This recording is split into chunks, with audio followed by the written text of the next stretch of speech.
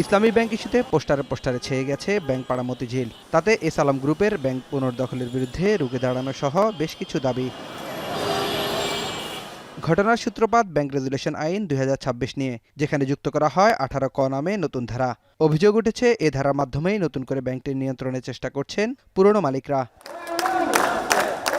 এর মধ্যে গত 19 এপ্রিল ইসলামী ব্যাংকের কেন্দ্রীয় কার্যালয় অবরুদ্ধ করে আন্দোলনের নামে অন্তর্বর্তী সরকারের সময়ে চাকরিচ্যুতরা। গ্রাহক ফোরামের ব্যানারেও হয় পাল্টা আন্দোলন। শুধু তাই নয়, প্রোপাগান্ডা ছড়িয়ে দেওয়া হয় সামাজিক যোগাযোগ মাধ্যমেও। নতুন করে অস্থিরতা ছড়িয়ে পড়ে পুরো ব্যাংক খাতে। তবে 21 এপ্রিল সংসদ অধিবেশনে অর্থমন্ত্রী জানান, বিএনপির রাজনীতিতে অর্থনৈতিক সমঝোতার সুযোগ নেই।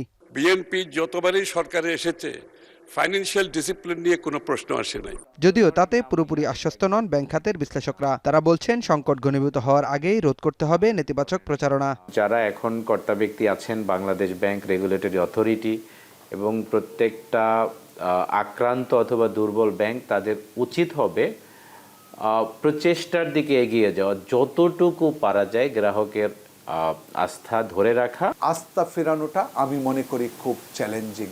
অতএব সরকার কি করা উচিত সেটা দৃঢ়তার সাথে বলা উচিত।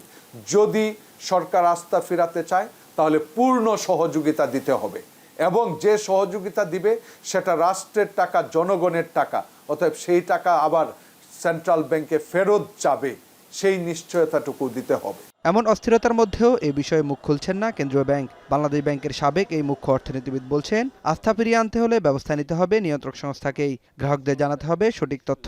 নতুন করে যে ব্যাংক খাতে যে অস্থিরতা, আবার একটা পরিস্থিতির সৃষ্টি হচ্ছে, নিঃসন্দেহে বর্তমান পরিস্থিতি এটা ব্যাংক খাতকে আরও বেশি নাজুক অবস্থায় নিয়ে যাবে। কাজে এক্ষেত্রে নিঃসন্দেহে বাংলাদেশ ব্যাংক তাদের যে বক্তব্য, আমরা সবাই আশা করব যে তারা তাদের বক্তব্য জনসমক্ষে আমরা দেবেন, এবং যাতে এই অস্থিরতার মূল কারণটা দূরীভূত হয় এবং ব্যাংক খাতটা ঘুরে দাঁড়ানোর একটা যে পরিবেশ, সেই পরিবেশটা যাতে সৃষ্টি হয়।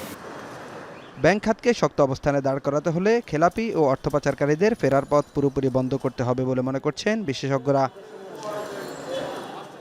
নাইম কামাল, এখন, ঢাকা। শিয়া বাটার ও ভিটামিন ই সমৃদ্ধ লিলি বিউটি সোপ, তারুণ্যময় উজ্জ্বল ত্বকের জন্য।